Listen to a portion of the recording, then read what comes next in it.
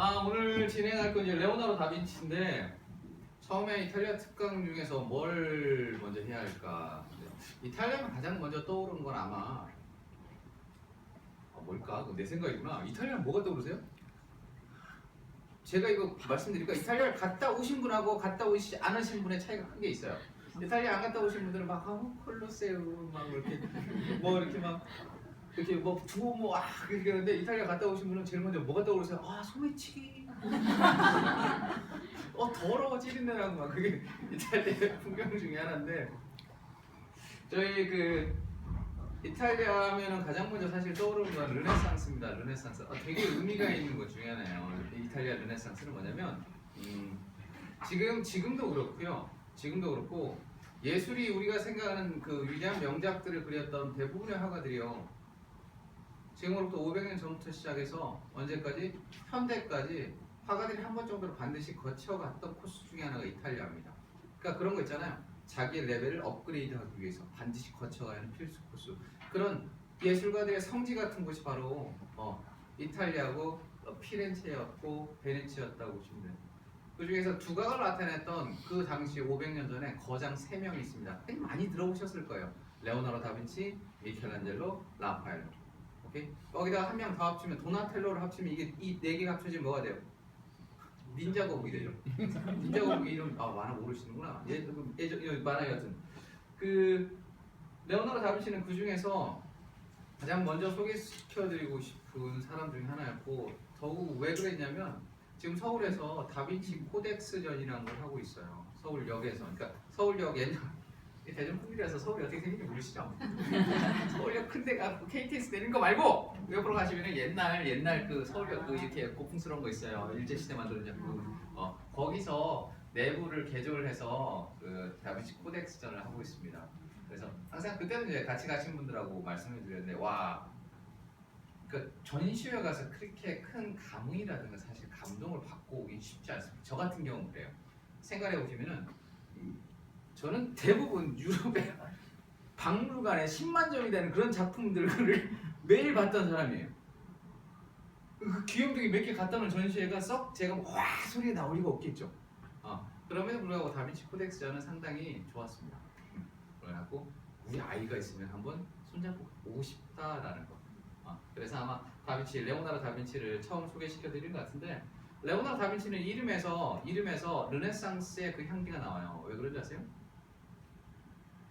다빈치는 이름은 딱 하나예요. 레오나르도예요. 다라는 거는 이태리 말로 프롬입니다. 빈치는요 마을 이름이에요. 이름이 뭐예요 그러면? 빈치 마을에서 태어난 레오나르도. 성이 있어 없어? 없어. 그게 당시에 대부분의 예술가들 이름이에요. 왜? 얘네 뭐예요?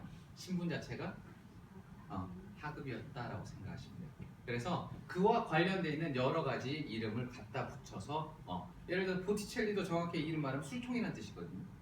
이름 자체가. 여튼 그와 관련된 이름들이 만들어진 게 르네상스 그 시대를 보여주는 것 중에 하나인데 레오나르도 다빈치를 이해하기 위해서는 사실 그 시대 레오나르도 다빈치를 뭐라고 알고 계세요? 다빈치. 레오나르도 다빈치 지금 뭐예요? 화가 그림 총 14점밖에 없어요. 완성작은. 화가라기 좀 애매하죠? 그죠? 수학자, 발명가, 과학자, 무기개발자, 건축가. 되게 신기해요. 그냥 그게 되게 신기해요. 그리고 이게 르네상스예요. 이게 르네상스예요.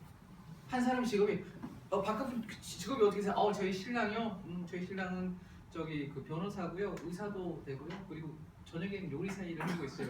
이런 거랑 비슷한 게 당시에 르네상스맨이었다고 보시면 돼요. 다방면에서 모든 능력을 표현했던 시대. 그럼 과연 이 시대가 어떻게 열렸는지 그 시대로 먼저 들어가 봐야겠죠.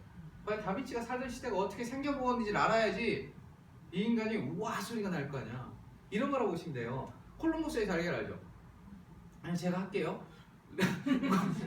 그러면 정확하게 말하면 브루넬로스키라는 피렌체의 건축가이자 유명한 예술가가 먼저 시작했던 것 중에 하나인데 피렌체라는 곳에서 르네상스 뽑힐 때 가장 중요한 것 중에 하나는 경쟁이었어요. 그래서 예전에는 만약에 건물을 짓거나 그림을 지을 때 이렇게 아는 사람 되게 힘있고 권력 있는 사람 야 너 해! 라는 거였다고 보시면 돼요. 그동안은. 근데 피렌체에서는 뭐가 생기냐면 이 성당을 돔으로 올려야 하는데 혹은 이쪽 세당의 문을 만들어야 하는데 이걸 누가 하면 좋을까라고 공모전을 해요. 그럼 애들이 뭐해? 자기네가 이렇게 하겠다는 뭐 포트폴리오를 갖다 내요. 그래서 그 중에서 뭐 가장 참신하고 혁신적인 걸 딱 잡아다가 그걸로 진행을 합니다. 500년 전에 경쟁 시대, 개인주의가 만연했던 르네상스. 그게 어떤 시대에 브루넬로스키가 돔을 올리려고 하는데 베드로 그 피렌체 돔에 돔을 올리려고 하는데 이 돔을 당시 기술력으로 못 올리는 상태였어요. 그래서 성당은 다 만들어놨어. 십자가 형태로 다 만들어놨는데 이 돔을 못 올려놔. 기술이 없으니까. 그래서 뭐라 그래요? 억지 올리지 않고 야, 이 돔을 올릴 수 있는 사람이 나올 때까지 우리 기다리자. 그리고 51년을 기다려요. 가운데 뻥 틀어놓고 대주교가 이렇게 서 있는 그 자리예요. 정확하게 뻥 틀어놓고 51년을 기다려요. 그래서 공모전으로 브루넬로스키가 당첨이 돼요. 그때 브루넬로스키가 포트폴리오를 낼 거 아니야. 그죠? 근데 포트폴리오를 정확하게 어떤 걸 앞쪽에 앉으세요. 앞쪽에. 뒤쪽에 그 좁아서 안 보일 거예요. 늦게 오셨으니까. 자, 인사하면서 들었어요. 샤워하고.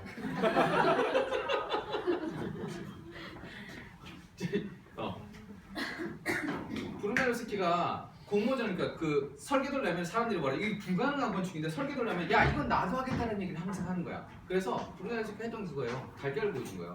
너 달걀 세워봐, 너네 달걀 세울 수 있어? 거기 모였던 애들이 다 뭐라 그래? 야, 이걸 어떻게 세워, 달걀을. 근데 브루넬로스키가 달걀 한쪽을 깨, 그리고 딱 세운 거예요. 그걸 보고 같이 경쟁자였던, 입찰했던 혹은 그를 의심했던 사람들이 한결같이 하는 얘기가 뭐예요? 나도 하겠다 그거예요. 브루넬로스키 한 얘기 그거예요. 아마 내가 이 공사를 완공시킬 설계도를 내면 너네는 똑같은 얘기를 할 거야. 그게 콜럼버스의 달걀이고 브루넬로스키의 달걀이에요.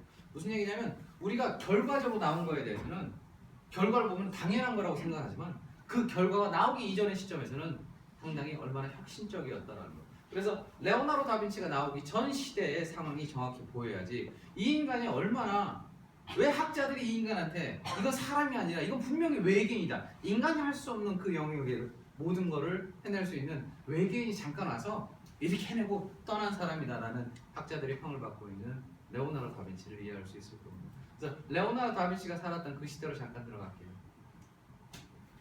이런 시대야. 그러면 여러분 미술관 박물관 가면요 이렇게 막 레오나르도 다빈치, 미켈란젤로, 라파엘로 혹은 루벤스, 렘브란트 막 이런 거장들 작품만 있을 것 같죠? 이런 게 더 많아요. 거의 이런 거 걸려 있는 방은 거의 어때요? 그냥 통과야. 그냥 통과야. 왜 눈길이 가지 않아? 그게 재밌는 거예요. 여러분이 만약에 지금으로부터 500년 전 중세 시대에 살아는 사람이었다면 이 방 못 통과해요. 그냥 통과하지 못해. 이 상태에 머물러 있어요. 왜? 지금과 되게 다른 시점과 시각을 갖고 있던 사람들. 그래서 르네상스 전 사람들을 우리 쉽게 뭐라고 표현해요? 중세 시대 사람들이라고. 중세 시대 사람들. 중세 시대를 근데 흔히 이렇게 표현을 많이 해요. 암흑의 시대.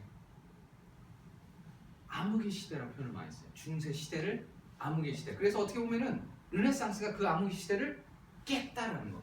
우리 프랑스에서 계몽주의라는 거 이렇게 들어보신 적 있잖아요. 뭔지 몰랐는데 사람들이 이렇게 하고, 왜 우리나라도 계몽주의 이렇게 까막눈이 쓴 사람들이 글자 읽으면 계몽 됐죠? 르네상스가 사실은 계몽이에요.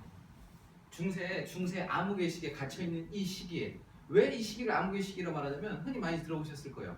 종교 재판, 마녀 재판. 사회를 이끌어가는 정의가 다 어디에서, 그 정의가 다 어디에서 나와? 법에서 나오는 게 아니야. 사회를 이끌어가는 정의가 다 어디서 나와요? 성직자 입에서 나와요.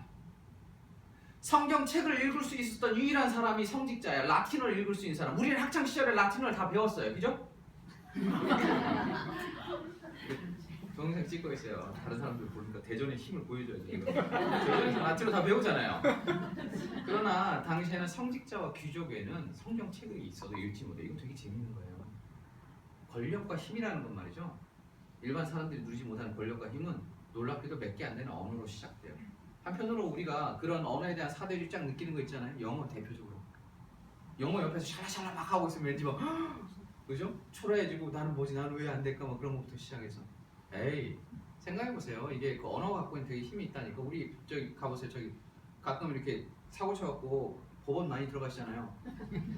재판장이 막 뭐라고 판결 내려. 뭔 소리?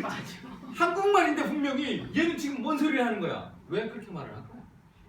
의사들도 마찬가지죠. 뭔가 진단을 막 내려 아파서 갑자기 막 휘갈겨. 그래갖고 뭐예요 이거 물어봤더니 아스피린이래. 이해되시겠어요 뭔지? 언어가 갖고 있는 그들만의 세계의 힘. 그게 당시에 성직자 입으로 터져나왔던 성경 내용이라고 보십니다. 하나님 말씀을 얘가 던지는 거기 때문에 어떤 거든 그 사람 입에 맞게끔 다 펼쳐갔던 시대. 그래서 마음에 안 들면 다 뭐라 불러요? 마녀. 그래서 뭐예요? 종교재판 마녀사냥. 이게 또 뭘 보여주는 줄 아세요? 그게 여기 정확히 나오잖아요. 그 당시의 모습. 그 당시 그림은요 시대의 반영이라고 보시면 돼요. 시대의 반영. 중세 시대 그림의 특징이에요. 자 그림 어떻게 생겼어요? 우선 그림에 그림 딱 보는 순간 뭐가 딱 들어오세요? 한눈에 그림을 그렸으니까 전달하고자 하는 뭔가 있겠죠. 사람들한테 보여주고 싶은 거겠죠. 설마 이 그림 그려놓고 아무도 안 보고 나 혼자 보려고 그리는 그런 경우는 없을 거 아니에요, 그죠? 그림을 그렸어. 뭐가 딱 전달돼서 제일 먼저 우리 언니 누구야? 성모마리 아기 예수 그리스도. 근데 그냥 앉아 있어? 뒤에 뭐야? 백그라운드. 후가부터 시작해 뒤에 백그라운드 다 뭘로 칠해 있어요? 금. 여러분 금이 갖고 있는 건요 비단 중세 시대뿐만 아니라 인류가 시작된 이래로 모든 문명에서 종교가 해당되는 건 다 뭘로? 금으로 다 처벌났어요. 그건 동양, 서양 다 똑같아요. 금이 갖고 있는 어떤 영성성. 우리도 왜 그런지 모르지만 금을 보면 이렇게 눈이 돌아가잖아요. 그래서 목욕탕에서 저 같은 경우는 가끔 여튼 되게 멋있는 분들이 있어요. 목욕탕 여자분들 보시는데 남자들 중에서 금목걸이가 쫙 하고 다 벗었는데 요거만 딱 하고 오면은 되게 눈부시. 여튼 금이 갖고 있는 찬란함 뭐랑 매칭이 되는 거예요? 종교랑 탁 매칭이 되는 거예요. 됐죠? 그래서 위대하게 바라보고 대단하게 생각하는 거예요. 더군다나 중세 시대를 보니 흔히 중세 시대 지어진 건축물이 똑같지 않아요? 자 보세요. 그림 이렇게 그려놨죠 지금. 중세 시대 건축물도 다 이렇게 생겼죠. 중세 시대 다 건축물이 이렇게 생겼죠. 뭐라고 그래요? 그냥 고딕 양식이라고 하죠. 고딕 양식이란 용어 자체는 사실 르네상스 시대 넘어와서 르네상스를 띄우기 위해서 그 전대 양식을 비하하기 위해서 쓴 표현이에요. 고투족이 썼던 양식이라는 개념이에요. 정확한 그 당시의 표현으로는 인터내셔널 양식, 국제 양식이라는 표현을 써줘야 돼요. 왜냐하면 이 고딕 양식을 우리가 알고 있는 모든 양식들이 전 유럽에 다 퍼져 있어요. 다 통용됐던 양식 중에 하나였으니까. 왜 이렇게 만들었을까? 뾰족하게. 왜 이렇게 만들어? 건축 이렇게 왜 만들어요? 그림도 그렇고 올라가야 할 거 아니야. 끝까지 올라가서 누굴 만나야 돼? 만나야 할 거 아니야 주님을. 그리고 또 모습이 어때요? 딱 기도하는 모습이잖아요. 그 간절한 영혼. 그게 고딕 양식의 특징이에요. 근데 이 양식에서 뭐까지 보실 수 있어요? 건축 보면서 이것까지 나와야 돼요. 뭐가 보여줘야 돼? 이 건축을 지을 당시의 사회는 상당히 수직적인 구도구나. 위에서부터 쭉 내려오는 거. 맨 위에 누군가가 있고 그 밑에 누군가가 있고 그 누군가 있고. 르네상스 건축을 잘 보세요. 그래서 르네상스 건축이 갖고 있는 큰 특징은요 위에서 찍어 내리는 게 아니라 옆으로 평평하게 퍼지는 건축물들이 많아요. 뭐가 중요해? 르네상스는 조화와 균형 비례. 이해되시겠어요? 사회가 조금 더 옆으로 퍼져나가는 시대가 르네상스에 열렸다. 건축에 나오는 것 중에 하나예요. 그게 더 밝아져. 그게 이제 그림에 등장한다고 보시면 돼요. 오케이? 이게 중세 시대 그림의 대부분의 특징이었다 보시면 돼요. 황금색으로 발라놓고 뾰족뾰족. 이거 그려놓고 어디다 그러나요? 성당. 이제 여기서 한 가지 더 생각을 하셔야 돼요. 성당에다가 걸어놨는데 그리는데 돈이 많이 들까요? 안 들까요? 자, 돈이 많이 들어요. 앞자리 왔어요. 뒷자리 자리 안 보이니까 앞쪽에 앉으셔야 할 거예요. 그리는데 돈 많이 들어갈까요? 안 들어갈까요? 돈 많이 들어가요. 이거 여러분 이거 옆에 이거 금 집에 두꺼비 하나씩 있잖아요. 두꺼비 하나 있어요. 그래갖고 두꺼비 하나를 갈아갖고 그 금을 바른다고 생각하시면 돼요. 근데 금이 여기만 있다고 생각하시죠? 여러분 금이 또 있어요 여기에. 이거 말고 이게 다 금이라고 생각하시면 돼요. 가격이. 이 색깔의 가격이 금 가격이라고 보시면 돼요. 이해되시겠죠? 인간 이만해요. 인간 이만하죠. 이거 하나 그리는데 금은 이만큼 처벌한다고 생각하시면 돼요. 두금 아니에요. 개념 자체가. 이해되시겠죠? 그래서 돈 많이 들어가네? 과연 이 돈 많이 들어가는 거를 예술가가 그릴 수 있을까? 이것도 생각하셔야 돼요. 예술가가 자기 돈 내고? 에이. 현대미술 들어오기 전까지요. 그 현대 들어오기 전까지 모든 그림은요 스폰서가 있어요. 그래서 화가랑 그림을 그리는 스폰서랑 처음에 뭐래? 계약서를 써. 너 그림 그릴 때 금은 몇 그램을 쓰고 울트라 마린블루라는 색깔은 몇 그램을 쓰라는 계약을 써요. 그래서 여기는 뭘 집어넣어줘야 하고 이런 계약을 완성해서 나오는 하나의 거대한 건축 같은 개념이에요. 돈 많이 들어가요. 예? 그래서 그림을 그려지는 건 스폰서에 의해서 그림이 스폰서를 자 그럼 또 그래야죠. 이거 그렸어. 성당에다 걸어놓은 이거 레타블이라거든요. 재단아. 근데 왜 그 돈 많은 돈을 투자해서 이거를 화가한테 그려갖고 자기 집에 가져가는 것도 아니고 성당에다가 그리게 했을까? 걸어놓게 했을까? 왜? 왜 그럴까요? 응? 돈이 많아서? 돈. 왜 여러분 헌금 같은 거 안 해요? 그런 거예요. 바치는 거, 봉헌하는 거예요. 그러면 사람들이 뭐라 그래? 이걸 보고 와 너무 감동적이야. 신의 은총이 느껴져. 근데 이 대단한 걸 누가 여기다 놨대? 야 여기 양장자만한 김씨 있지? 김씨가 이번에 스폰했어. 어머 김씨 은혜 받겠다. 이해되시겠죠? 그림 하나로 그 사람의 명망이 만들어져. 자, 명망을 만들고 싶은 사람은 1번 전통적인 뿌리가 깊은 귀족들이었을까요? 아니면 그렇지 못한 사람들이었을까요? 뿌리 깊은 귀족이 왜 명망이 왜 필요해요? 본인이 귀족인데. 당시 시대에 뭐가 나오냐? 자, 중세 시대를 이루는 구성원 아까 수직 구조라고 그랬죠 제가. 제일 위에 누가 있어요? 성직자가 있어요. 그 밑에 귀족이라고 그래요. 이거를 영주란 표현도 쓰고요. 됐죠? 밑에는 아니에요. 비슷한 위치고 그 밑에 맨날 노가 다는 애 있어요. 얘 뭐라 그래요? 농노. 됐죠? 농노. 이게 중세 시대를 이루는 사회 구성원이에요. 근데 뭔가 하나 더 필요하죠. 상인들은 구성원에 해당되지 못해요. 되게 더 밑에의 어떤 포지션에 해당됐던 사람이었다고 보시면 돼요. 상인들은. 근데 뭐가 이제 유럽에 형성되기 시작하냐면 사실은 네덜란드부터 들어가야 하는데 슬슬 돈이라는 것을 이렇게 맛보는 지역들이 생겨나요. 항구 쪽이겠죠. 네덜란드 쪽. 네덜란드 쪽에서 슬슬 돈을 바탕으로 부유했던 어떤 것들이 생겨나면서 당시에 부르크 공작이 뭘 하냐면 야, 이 상인들 왔다 갔다 하면서 계속 산적들한테 털리는데 이 상인들끼리 거래할 수 있게끔 이렇게 거대한 공간을 마련해줘요. 그거를 성벽으로 이렇게 둘러쳐줘. 그래서 그 뒤로는 영주가 만드는 봉건 농지가 있고 막 그런 데가 있다면 이쪽 가면 뭐가 있어요? 상인들이 거래하는 성벽을 이렇게 둘러쳐진 그런 데가 이제 계속 생겨나기 시작하겠죠. 활성화되면서. 그러면서 여기 있는 상인들이 뭐예요? 돈이 많아지기 시작하네. 돈이 많아지니까 밑바닥에 있던 신분이지만 뭐예요? 슬슬 힘과 권력이 생기기 시작해요. 이 성벽을 당시에 뭐라고 부르지 아세요? 이걸 부르그라고 해요. 부르그. 성벽에서 이 성벽 안에서 돈이 막 힘 있는 영향력이 있는 그 오빠들을 뭐라고 불러요? 부르주. 부르주. 됐죠? 이 오빠들이 봐요. 오빠들이 돈이 많아. 근데 사람들이 뭐라 그래? 에휴 하느님이 저렇게 돈만 밝히지 말라 그랬는데 손가락질해. 그러니까 자신들의 명성과 혹은 포지션을 높이는 작업 중에 일어나는 거라는 거야. 그래서 갖다 때려 넣는 거예요. 돈을 가져다. 왜냐면 그때부터 귀족은요 사실 자본주의에 조금씩 밀리기 시작해요. 돈 많이 딸려. 그 돈을 누가 갖고 있고? 상인들이 갖고 있고. 상인들이 그래서 귀족의 반열에 올라가게끔 뭐 계속 투자했던 시대. 그래서 예술 작품들이 특히 상인들과 거상들과 금융가들이 많은 지역에 많이 나오겠죠. 그게 어디예요? 그게 베네치아예요. 그게 어디예요? 그게 피렌체. 특히 이 피렌체라는 데는 이 거상들과 신은 상인 중에서 정말로 돈이 많고 떵떵거릴 힘 있는 그런 그 중인층의 가문이 하나 쭉 올라온 게 그 유명한 여러분 다 알고 있는 메디치가 우리 메디치가 시작이 뭐예요? 뭐 가문 뭘로 시작한 거예요? 이름이 나와 있죠. 메디치. 처음에 뭐 한 거예요?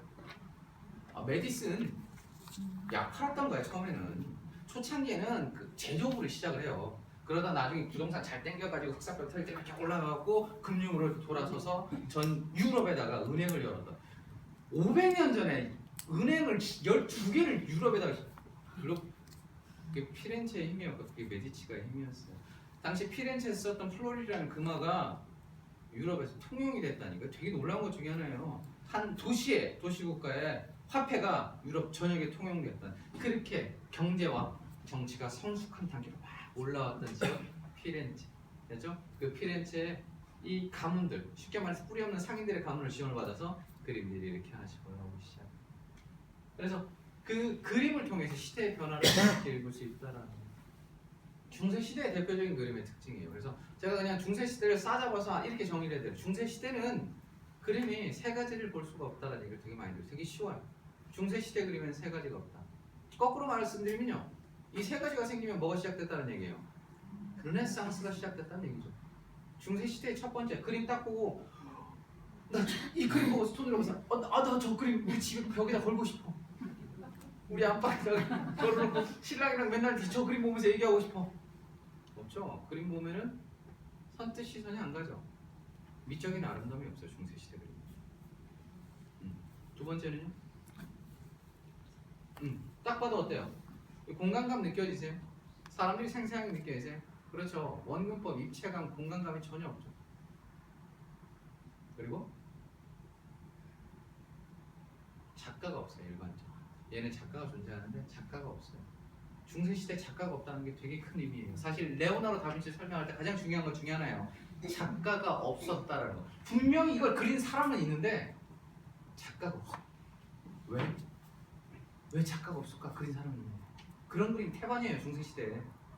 물론 얘는 있어요. 다 그런 건 아니니까. 대부분 다 그림이 작가가 없어요. 분명 그린 사람인데 왜 작가를 안 만들었을까? 중요한 게 아니거든 그건. 그거 아세요? 중요한 게 아니야. 왜? 당시에 우리가 생각하는 중세시대 예술가들이 했던 일은요, 간판에다 그림 그리는 거나 혹은 그 귀족들 가면 깃발 있죠? 그런 거에 그 그림 그리거나 아니면 일상생활에 그림 그리는 그런 짓을 했어요. 쉽게 말해서 이거예요. 이거 누가 만들었어요? 이거 누가 만들었는지 관심이 있어요? 없어요? 저는 없죠. 이거는 뭐 하면 돼요?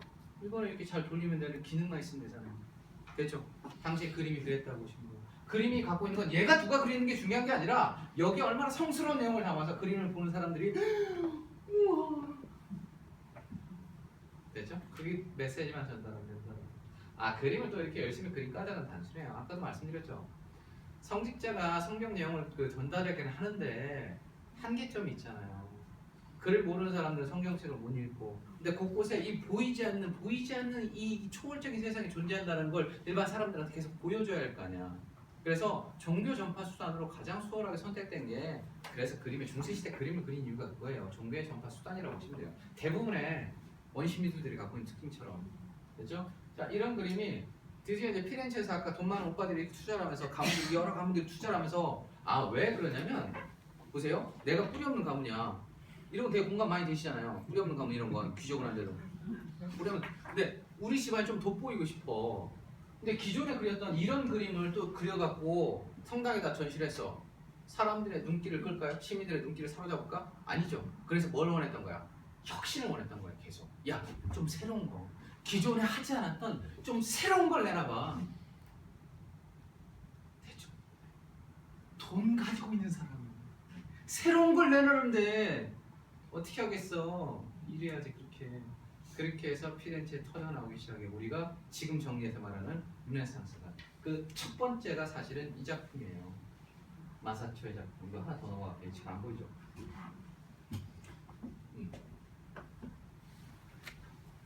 귀염둥이 작품은 아닙니다. 사실 이게 르네상스의 시초에 해당되는 작품 중에 하나예요. 그러니까 우리가 흔히 르네상스의 시초에 해당되는 작품. 자, 아까 제가 세 개가 없다고 그랬는데 첫 번째 하나 뭐가 나오기 시작했어요? 뭐가 나왔어요? 작가가 정확히 나오기 시작해요. 마사초란 이름이 나옵니다. 마사초. 뚜렷하게. 그리고 또 하나. 아직은 아름다움이라는 개념은 못 느끼세요. 아름다움은. 대신 뭐가 생겨요? 그렇죠. 이거 쓰러지는 거죠. 지금 우리가 봤을 때 귀염둥이야. 그냥 뭐 귀염둥이지. 이거 뭐 이거 왜 그런 느낌 들지 않으세요? 에이, 저거는 대충 나도 그리겠다라는 생각까지 한단 말이에요. 열심히 그리면. 근데 이거 사이즈 하셔야 돼요. 이거는 산타마리아 노벨라 벽면에다 그린 거고요. 벽에다 그린 프레스코하고 높이가 6.6m짜리예요. 귀염둥이 아니에요. 높이가 6.6m짜리야. 벽에다 그렸는데요. 실제 가서 딱 딱 사람이 서 있으면 눈높이 딱 여기거든요. 사람 키가 저는 안 정도 돼요. 보통. 자 그런데 딱 쓰면은 뭐가 되냐면 뒤쪽에 공간이 쫙 하고 열려요. 공간이 열린다니까 이 뒤로. 아유 여러분 입장에서는 이런 거 별로 그렇게 이 시각적인 미디어 자체에 너무나 되게 막 자극적을 많이 봐갖고 이 귀염둥이지 이 정도 열리는 거 지금 눈앞에 포켓몬 뛰어다니고 있는데 이 귀염둥이잖아요. 근데 당시 사람들은요 그림을 보면 항상 뭘 느껴요? 벽을 느꼈다고, 평면이라고. 시선이 딱 거기에 딱 봐서 다시 딱 튀어와야 돼. 근데 이 그림을 봐도 어때요? 시선이 안쪽으로 쏙 빨려 들어간 거야. 이 그림을 처음 만난 대부분의 처음 사람들이 하는 얘기가 똑같았어요. 두려움이었어요. 무섭다였어요. 내 시선이 안쪽으로 빨려 들어가니까 처음 만나는 거니 그 두려움. 오케이? 더군다나 벽에다 그렸는데 이 시선이 빨려 들어가면 실제 안에 어떤 공간이 존재하고 사람이 존재하는 느낌, 환영을 느껴요. 그래서 이런 그림을 환영주의. 완벽한 3차원의 모습을 그림에 그리는 거 그래서 환영주의라는 거죠. 벽이잖아 사실 이 저 평면은. 됐죠? 그렇게 완성되는 작품이 드디어 터지기 시작해요. 근데 중요한 건 내용 잠깐 볼까요? 제목 되게 쉬워요. 삼위일체. 삼위일체. 성령 그 교회 성자 성부 성령은 하나다. 삼위일체. 끝나죠? 이렇게 뭐 하는 것도 있잖아요. 우리 오빠 누군지 알죠? 너무 유명하신 분이니까 이거. 자, 이 오빠는 누굴까요? 뒤에 있는 오빠. 뒤에 누구겠어요? 당연히 십자가 뒤에 상징적으로 누구 있겠어요? 하나님 있겠죠. 그리고 여기 보세요.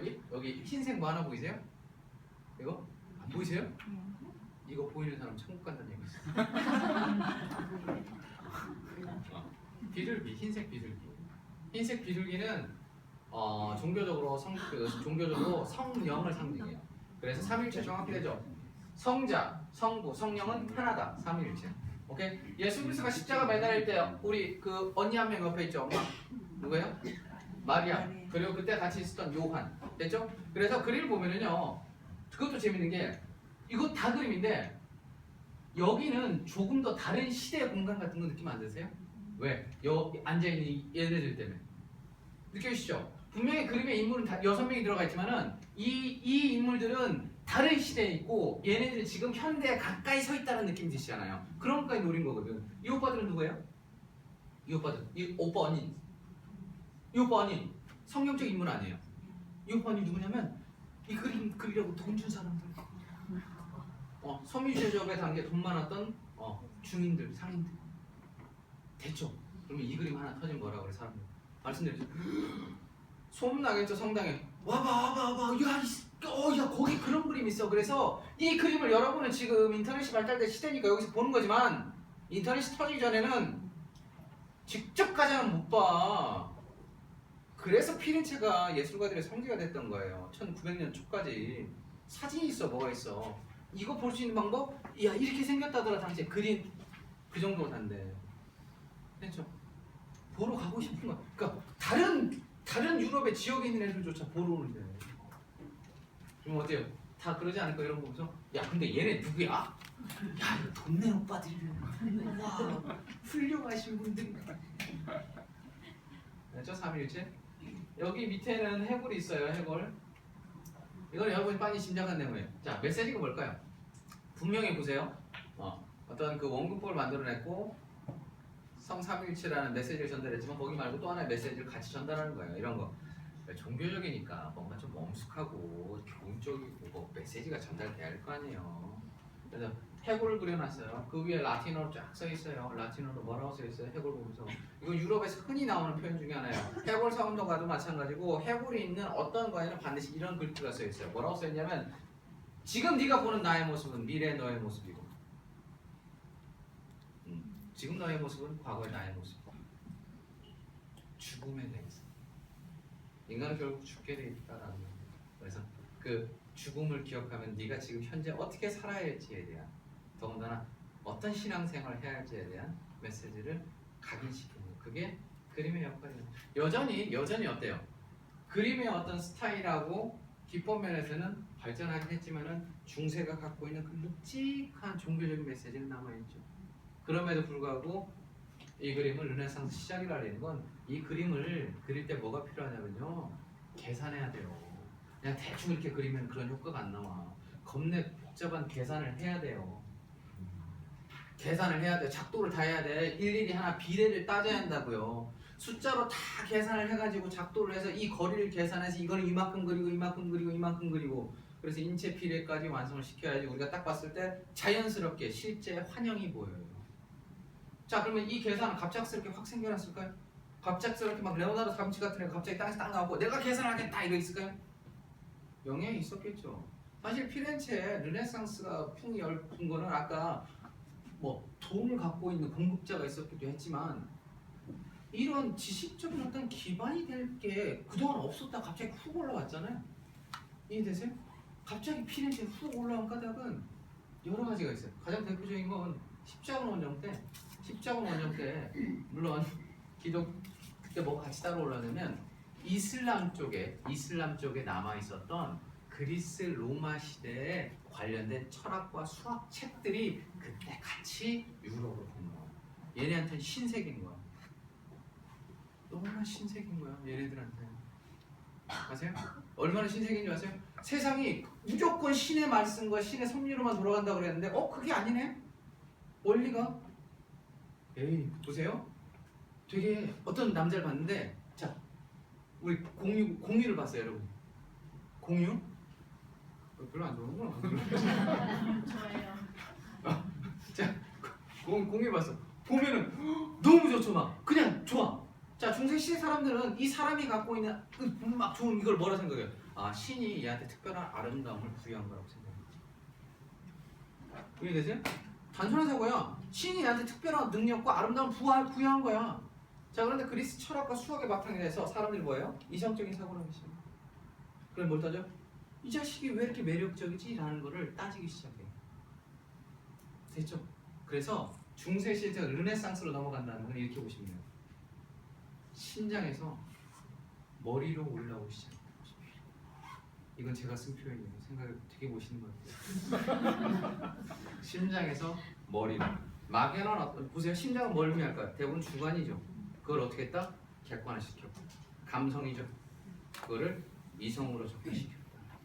그 근본에는 그리스 철학과 수학이 뒷받침됐고 또 왜 그리스 철학과 수학을 동경할 수밖에 없었냐면 흑사병으로 엄청 죽어.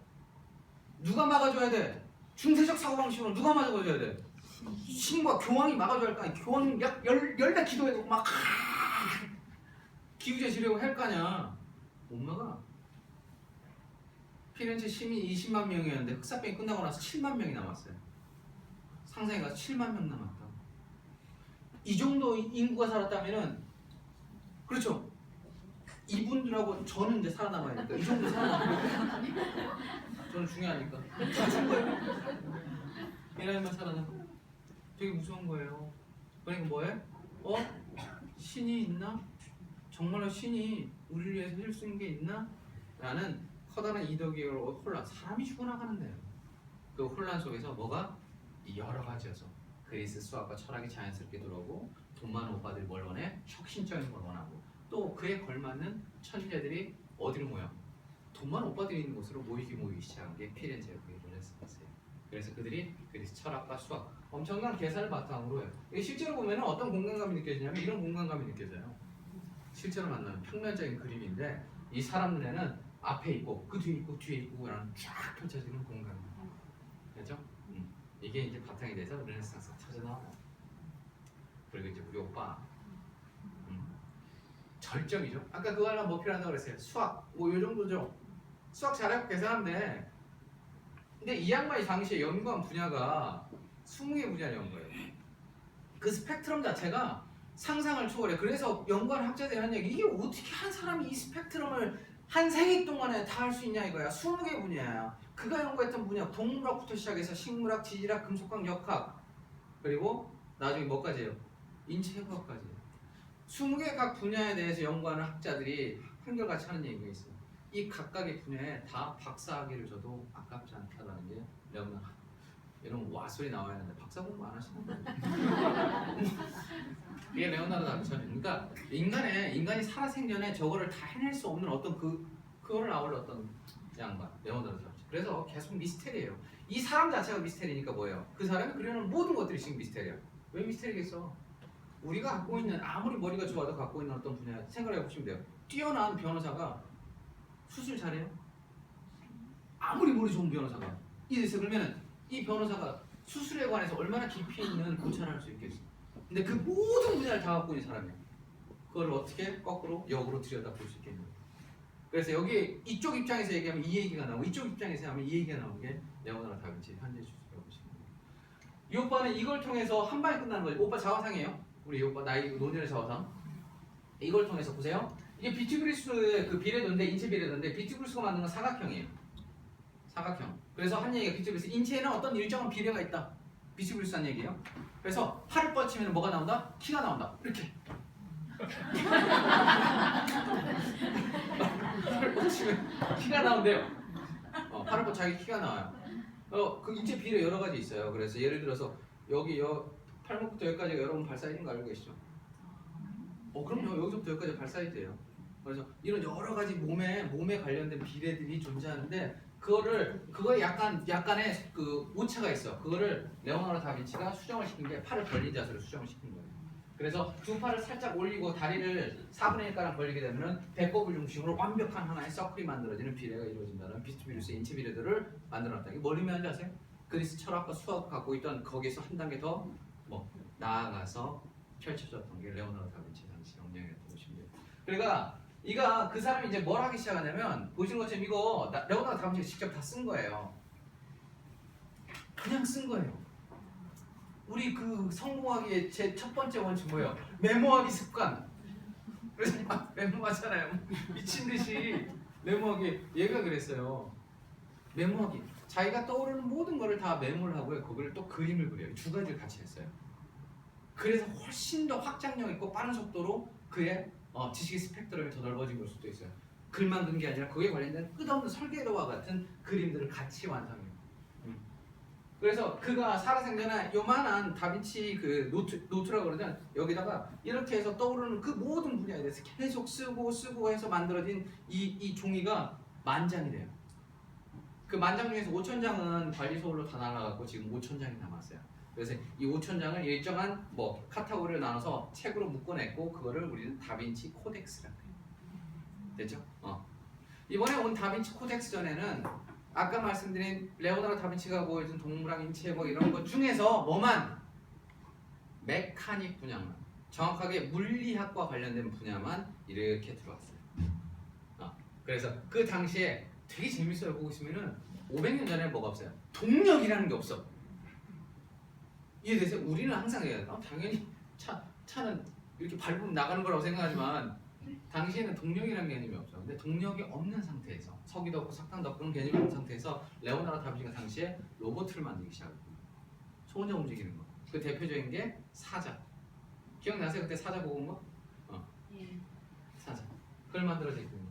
그 모든 것들이 이제 물리학적인 어떤 것들을 이 코덱스도 왔어요. 이렇게 직접 이렇게 다빈치 너 처음 봤어요 사실 코덱스. 그래갖고 거기에 똑같은 어떤 재현이라든가 설명을 해준 다빈치 코덱스. 이거 다빈치 코덱스 관계자들이 알아야 하는데 내가 이렇게 설명한다는 거예요. 많이 할 것 같지 않으세요 어떻게? 뭘 보시면 다빈치가 한 것 중에 하나에 뭐 같으세요 이거? 그냥 도시 그린 거 같으세요? 그냥 도시공학이에요. 도시공학. 도시를 이루기 위해서는 뭐예요? 상수도, 하수도부터 시작해갖고 어떤 여러 가지 보이지 않는 메커니즘 다 만들어져야겠죠? 도시공학 비용중이 아니라니까요 우리 오빠가. 이해되시죠? 메카닉적인 거. 뭘 것 같으세요? 뭘까요? 가끔 이거 보고 그렇죠. 이거 보고 UFO라고 얘기하시는 분 많아요. 다빈치가 UFO 만들어서 날아갔다고 그때. 탱크예요, 탱크. 여기서 발을 한 사람이 굴리면은 이게 돌아가면서 이렇게 이게 앞으로 나가면서 옆으로 돌면서 막 옆으로 쏘아대는 탱크라는 개념. 이거 실제로 만들었을까요, 안 만들었을까요? 다빈치가 설계도 이렇게 막 그러는데 이거 실제로 작동할 거야, 안 할 거야? 작동해요. 작동하는지 안 하는지 내가 어떻게 하냐고요? 이 세상에 그런 놈들이 있을까요, 없을까요? 이걸 실험하는 놈들이. 영국 해군에서 실험 다 했어요. 다빈치가 만든 것 중에 전쟁용 무기에 관련된 것들이 많기 때문에 영국 해군에 실험한 게 많아요. 그 중에 탱크도 직접 만들어서 실험했는데 초반에 되게 어려웠다 그래요. 왜냐면 다빈치 거를 해독을 초반에 못했대. 다빈치가 특히 무기와 관련된 부분에 대해서는 쉽게 해독 못하게끔 어떤 식으로 좀 락을 걸었다는 얘기를 해요. 흔히 이제 거울로 봐서 그 뒤집어진다는 얘기를 하는데, 어쨌든 레오나르도 다빈치 대표적인 살상 무기 중에 하나죠. 말 타고 쭉 가면서 앞에 있는 거 싹 쓸어버리는 거죠. 자, 그런 다빈치의 그런 거를 보시면 돼요. 다빈치가 왜 위대하다고 말할 수 있냐면, 아까 말씀드렸죠. 누구도 한 번도 생각해보지 않았던 어떤 혁신과 변화를 끊임없이 호기심을 쫓아서 시도했던 인물이라고 보시면 돼요. 이게 가능했던 게 다빈치가 끝없는 호기심과 이렇게 재기발랄한 상상력을 가진 가장 큰 이유가 뭔지 아세요? 학교를 한다면서요.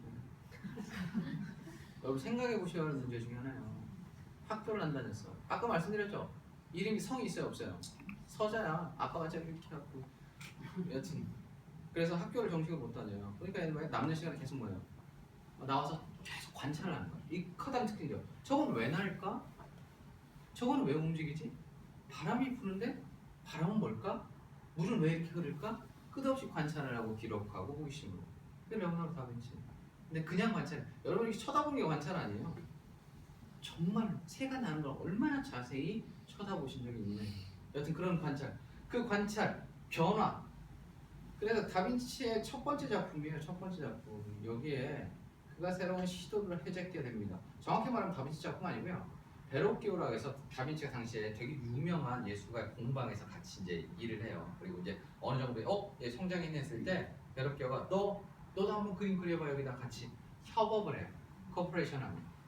그래서 거의 다 베로키오가 그리고요. 특정 부위를 다빈치한테 그리고 놀랍게도 그 제자 중에 한 명이 또 누구였냐면 보티첼리가 있었어요. 그래서 보티첼리랑 레오나르도 다빈치랑 여기에 어떤 일정한 부분을 담당해서 그림을 완성시킵니다. 내용은 별거 아니죠. 내용 귀염둥이에요. 뭐 하고 있어요? 우리 오빠가 물 부어주고 있죠? 세례자 요한이죠? 이죠? 세례주고 있는 양반이니까. 세례자 요한의 특징 아셔야 돼요. 오빠 이거 가죽옷이에요. 오빠 가죽옷. 세례자 요한은 가죽옷을 입고 살아요. 산속에서 낙타 가죽옷을 입고 살았다는 성경 기록 때문에 항상 가죽옷 입고 나와요. 그리고 커다란 갈대 십자가. 이 오빠 키우대요. 갈대 십자가, 지팡이 같은 긴 갈대 십자가. 그리고 여기 이거 라틴어로는 이 정도 읽죠? 에체 뭐라고 써있더라? 에체 아누스 뭐 이렇게 보라 우리 어린 양이시다 써 있는 거. 그래서 세례자 요한 예수님한테 물을 부어서 세례를 해주신 분. 어디서? 그래서 강에서 나름 당시에는 훌륭한 그림이죠. 물에 잔잔한 어떤 느낌까지 있잖아요. 근데 여기에 레오나르도 다빈치랑 보티첼리가 맡은 거는 딱 느낌 오시죠? 귀염둥이 두 개 있죠? 이 귀염둥이 두 개 정체가 뭘까요? 그냥 천사. 그런데 이 그림 이 줄 딱 맡겨놓은 다음에 레오나르도 다빈치가 그린 거 보고요. 베로키오가 한숨을 푹 쉬면서 이제 그림 그만 그려야겠다라고요. 그리고 그때 붓을 꺾어버려요. 그 뒤로는 조각만 해요. 왜? 쪽팔린 거예요. 제자가 자기를 뛰어넘는 어떤 그림의 솜씨와 탁월함을 보여주는 거예요. 그래서 스승을 좌절시키게 만든 게 여기 등장해요.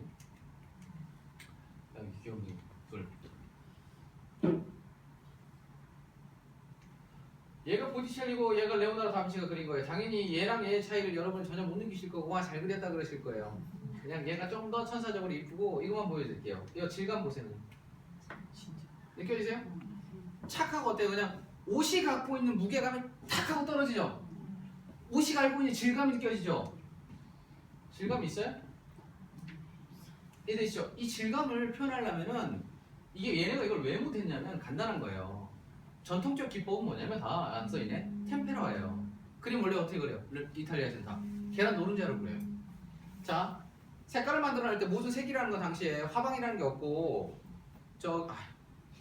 저기 물감을 다 직접 만들어야 돼요. 색깔로 해서. 그래서 자연에서 빨간색, 파란색, 노란색을 꽃과 광석, 식물 통해서 막 색을 구한 다음에 거기다가 어떤 미디엄을 집어넣었고 음기해야 할 거 아니야. 이렇게 끈적한 게 만들어야 할 거 아니야. 그때 썼던 게 가장 대표적으로 썼던 게 계란 노른자였다고 보시면 돼요. 그래서 색깔에다 계란 노른자를 써갖고 바르는데 여러분도 아시는 것처럼 계란 노른자 마사지 한 다음에 얼굴 움직이면 되는데 왜? 금방 마르잖아. 그죠? 마찬가지예요. 작업 속도가 빨라야 돼. 노른자가 갖고 있는 그 윤택함이 분명히 그림에 반영되긴 하지만 빠른 작업을 완성시켜야 하고, 그리고 노른자가 느낌상 질감 그 어때요? 되게 투박하죠? 매끄럽지 않죠? 그래서 그림에 한계점이 있었어요. 그런데 이 그림의 한계점, 뭐 노른자가 아니라 다른 걸 이용하면 그 한계점을 뛰어넘을 수 있겠죠. 그게 여러분이 잘 알고 있는 거예요. 기름, 아마의 기름으로 시작했던 유화. 유화는 레오나르도 다빈치가 처음 만든 건 아니에요. 어디 썼어 원래? 그렇죠. 북유럽 르네상스. 오빠들이 썼던 게 유화예요. 유화. 오케이? 유화를 쓰게 되면요, 뭐가 정확하게 표현돼? 옷의 질감. 그래서 북유럽 르네상스 그림은요, 그림을 딱 보면은 완벽한 구도와 원근법은 조금 모자라요. 걔네가 가장 신경 쓴 거는 빛이 떨어지는 순간에 빛이 표현하는 질감이에요. 빛이 떨어지는 순간에 이 패브릭의 질감을 표현해야 하고요. 빛이 떨어지는 순간에 반사되는 이 나무판의 질감을 누가 잘 표현하냐가 북유럽 르네상스 그림의 특징. 유화를 쓰다 보니까 정확하게 레오나르도 다빈치가 그거를 끄집어 왔죠. 그래서 이 모습을 보고 자기 한계점을 느끼고 베르로키가 그림을 덮은 거. 얘는 그러니까 이게 되게 놀라운 시도 중에 하나예요. 여러분 생각해 보세요. 되게 위대한 내 위에 스승이 있는데 자기가 혁신적인 방법을 알아. 스승 그림에다가 그걸 함부로 표현하기 쉽지 않겠죠. 이게 레오나르도가 갖고 있었던 혁신이고 끝없는 도전이고 변화의 모습이었다고 보시면 돼요. 우리 오빠가 가장 많이 신경 썼던 것 중에 하나는 나는 거였어요. 하늘 나는 거. 왜 어린 시절부터 왜 우리도 그러잖아요. 새는 어떻게 날지? 그냥 새가 날갯짓을 해서 난다는 것 정도는 알지만 정말 어떻게 날까? 라는 게 레오나르도 다빈치가 평생 숙제 중에 하나예요. 그 끝없는 연구 중에 하나. 뭘 것 같으세요? 그가 드로잉한 것 중에 하나인데 뭘까? 헬리콥터 위에 도는 거. 어머? 이거 뭘 것 같으세요? 낙하산. 낙하산. 가끔 그런 생각 안 해서 저는 어렸을 때 가끔 지붕에서 많이 뛰어내리기 했거든요. 진짜 망토 이런 거 하고 날 수 있냐. 그런 호기심이죠. 순수하게 떨어져 보고 다리 부러진 다음에 뛰면 안 되겠구나 알잖아요. 우린 다빈치도 실제로 이런 걸 여러 가지 실험을 해봐요. 이거 될까 안 될까 작동. 이게 7m, 7m, 7m거든요. 이것도 7m예요. 정확하게 이거예요. 작동 될까요? 실험해보는 놈 있을까요? 없을까요? 있지. 뛰어내렸어요. 작동돼요. 다만 이제 단점이 하나 있어. 방향은 조절 안 돼. 바람 부는 대로 가는 거. 와, 또 내려가는 거야. 그래서 오빠 뒤에 낙하산 메고 있잖아요. 되죠? 이게 그림이 만약 될까 안 될까요? 새와 공기. 당연히 돼요. 레오나르도 다빈치가 만들었던 대표적인 비행기. 비행기라고 해야 하나? 동력은 없으니까 날 수 있을까 없을까 이거? 날 수 있어요 이거. 날 수 있어요 실제로. 날 수 있다니까? 근데 단점은 이걸 날기 위해서는 좀 빨리 뛰어야 돼. 과학자들이 책장에 들어가 얼마나 빨리 뛰어야 돼? 한 200km를 뛰어야 돼요. 시속 200km를 뛰면 날 수 있는 거. 그러니까 위에서 뛰어내리면 돼요. 날 수 있는 거. 자, 이게 대박이에요. 보이세요? 뭐 보이세요? 공룡, 드래곤. 공룡 보면서 과연 이 메커니즘이 좀 공룡을 한 번도 본 사람이 없을 거 아니야. 공룡이 어떻게 날 거라고 한 번이라도 상상해 본 적 있어요? 공룡은 그냥 나는 거니까. 근데 새가 갖고 있는 동물학적 구조와 그가 갖고 있는 과학적 지식을 합쳐갖고 공룡에 대한 뼈와 내부적인 설계도를 완성하잖아요. 존재하지 않는. 그게 당연히 어디에? 그림에 반영이 돼요. 그래서 레오나르도 다빈치의 그림에 대해서 그렇게 수없이 많은 학자들이 열거하는 게 그가 갖고 있는 모든 지식에 대한 실험이고 진리에 대한 표현 자체가 그의 그림 속에 등장합니다. 다빈치의 작품 제목은 수태고제예요. 그냥 갈게요. 그렇게 그 성경적 내용은 중요한 게 아니니까. 자, 보세요. 우리 언니 누구 계세요, 장인님? 우리 언니? 그냥 여자 혼자 나오고 좀 고급스러우면 다 마리아예요. 우리 오빠는 사람 아니죠? 천사잖아요. 대천사 가브리엘. 수태고지는 그런 거예요. 이렇게 이틀을 해드려? 아베 마리아. 여튼 와가지고 뭐라 그래요? 은혜로운 자의 당신은 곧 하나님의 아이를 잉태하실 겁니다 라고 해서 멘트를 치는 거예요. 그 순간이, 그 찰나입니다. 자, 천사가 내려와서 당신은 곧 하나님의 아이를 잉태하실 겁니다 라고. 여러분 이렇게 생각하시면 돼요. 입장 바꿔서 한간 일요일 집에서 따뜻한 차 한 잔, 커피 한 잔 마시고 있는데 갑자기 천사가 나타나서 뭐라 그래요? 너 곧 임신할 거야. 근데 네 남편하게 아니다? 어떤 반응을 보여야 할까요? 나는 놀라는 동작 중에 하나. 라는 동작. 됐죠? 그래서 사실 이 작품도 얘기가 되게 많았던 작품 중에 하나가 수태고지는 이것도 아까 앞에 있는 그림처럼 코퍼레이션으로 그린 거다. 다빈치는 이것만 그리고 나머지는 다빈치 제자나 아니면 베로키오라는 그 다른 사람들이 그림을 그렸을 거다라고 지금까지 내려왔던 그림이에요. 이 그림. 근데 요즘 이 전체 다 다빈치가 그렸다라고 다시 한번 번복이 되는 논란 속에 있는 그림 중에 하나인데, 여기서 논란이 있던 없던 둘 다 공통점인 거 확실한 건 이거는 누가 그렸다? 이거는 다빈치가 그렸다라고 양쪽에서 다 인정하는 그림이 가브리엘 천사예요. 여기 보시면은 보세요. 레오나르도 다빈치가 새를 그리기 전까지는요, 모든 그림의 새는 다 멈춰 있었어요. 날아다니는 새는 그림 속에 없었어. 왜? 날아가는 새에 대한 그런 관찰과 연구를 해본 사람이었거든요. 레오나르도 다빈치는 그 연구가 어느 정도, 아까 보시죠, 공룡 날개 기가 막히잖아요. 상상해 보신 적 있어요? 천사가 날개가 있다는 거 다 알고 있었는데 모든 그림을 보면은 천사가 날개 뒤에 요만큼 나온 게 있지, 과연 천사 날개 축제랑 날개랑 어떻게 붙어 있을까라는 상상력, 혹은 그에 대한 과학적인 어떤 접근. 다빈치가 끄집어 왔잖아요. 날개 라인 쭉 보면 느낌 오지 않으세요? 등을 따라서 팔까지 쭉 연결되어 있다라는 거. 더군다나 그 새가 날개를 저렇게 쭉 올릴 때는 어떤 느낌일까요? 뭔가 긴장된 상태에 도달했을 때. 지금 정확한 자세는 뭐냐면요, 옷이랑 같이 딱 이제 어두워서 자라나 옷이랑 딱 보면은 지금 막 땅에 착지를 딱 하는 순간이에요. 그래서 옷이 바닥에 탁탁하게 내려앉으면서 날개가 뭐예요? 이제 막 접히기 직전의 그 자세예요. 그 힘에 맞게끔 팔의 위치까지 설정을 해서 만들었게 레오나르도 다빈치 그림을 보시면. 오케이. 그래서 그가 움직이고, 자, 얘가 움직이고 있다는 설정 잘 안 나오는데 여기 리본 보이세요? 리본이 이렇게 지금 바람이 이렇게 날리고 있죠. 지금 막 도착해서 이렇게 앉아있다. 그런데 논란이 됐던 게 이 레오나르도 다빈치 그림이 아니라고 평가를 받는 게 이 성모 마리아 때문에 그래요. 뭔가 아까 보시는 것처럼 다빈치가 그림을 그렸다는 거에 대해서 우리가 충분히 논리적이고 합리적인 계산과 설득력 있는 건데, 뭔가 좀 이상하죠. 비율 자체가. 이쪽 팔 보세요. 팔이 좀 빠져서 길어. 그죠? 인체 회복을 했던 양반이에요. 인체 비례에 대해서 얼마나 민감해요. 팔이 길어. 그리고 이건 좀 짧은 편이고요. 아니, 책을 읽는 건데 탁자를 이렇게 있는데 혼자 이러고 이렇게 앉아있어? 이해되세요? 뭔가 좀 이상하잖아, 자세 자체가. 이거 설명 안 되는데. 황금 비율? 그림 속에는 아까 말씀드린 숫자가 들어간다고. 일반적으로 황금 비율 다 들어가요. 1.618대 1, 1.618대 1, 그런 비율로 만드는 딱 지점, 여기가 정확하게 그들이 쫓아가는 지점 중에 하나고, 그런 게 들어가 있다고 보시면 돼요. 보셔도 돼요. 자, 그래서 학자들이 찾기 시작했어요.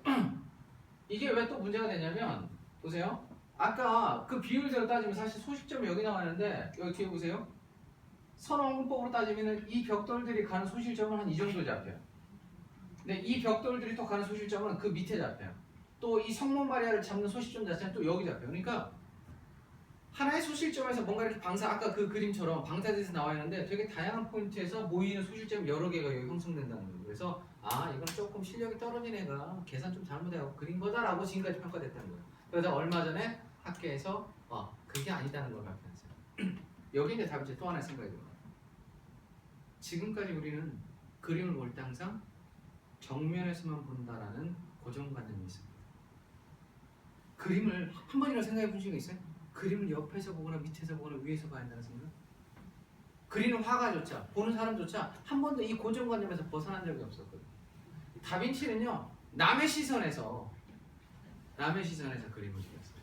다른 사람이 내 그림을 볼 때 어디서 어떻게 볼까라는 게. 이 그림 자체는 보세요. 그림을 그렸다는 건 아까 보신 것처럼 어디 성당에다가 어디다 걸어놨다는 얘기겠죠. 이 그림은 당시 성당 안쪽에 내가 신부님이면 신부님 위쪽에다 걸은 그림이에요. 됐죠? 이쪽에다가. 그러면 이 그림을 신부님이 봐요? 신도들이 봐요? 신도들이 봐요. 신도들은 어디 있어요? 요 밑에 있죠. 이해되시겠죠? 좀 낮은 위치에서 올려서 45도 방향으로 봐야지 볼 수 있는 그림이 이 그림이었다는 거예요. 배치 자체가. 그러니까 어떻게 이 그림을 밑에서 보게 되면은 성모 마리아가 좀 더 입체적이고 완벽한 소십자 만화로 그림이 싹 하고 보이는 게 수태보졌다고 보시면 돼요. 그리고 또 하나 다빈치의 최고의 시간이 어떻게 돼요? 4시. 그냥 갈게요 계속. 아니요 5분만 쉬시죠. 저기 음료수 드시라고. 저기 아까 늦게 오신 분들 5분만 쉬었다 갈게요. 데스크 가서 이 컵 받아가시고요. 거기 그 커피 있으니까 뭐 커피 이렇게 자판기 있거든요. 이렇게 그 아메리카노 뽑는 거 한 잔씩 받아오세요. 그리고 저 음료는 저기 그 여기 갖다 주시면 될 것 같고요.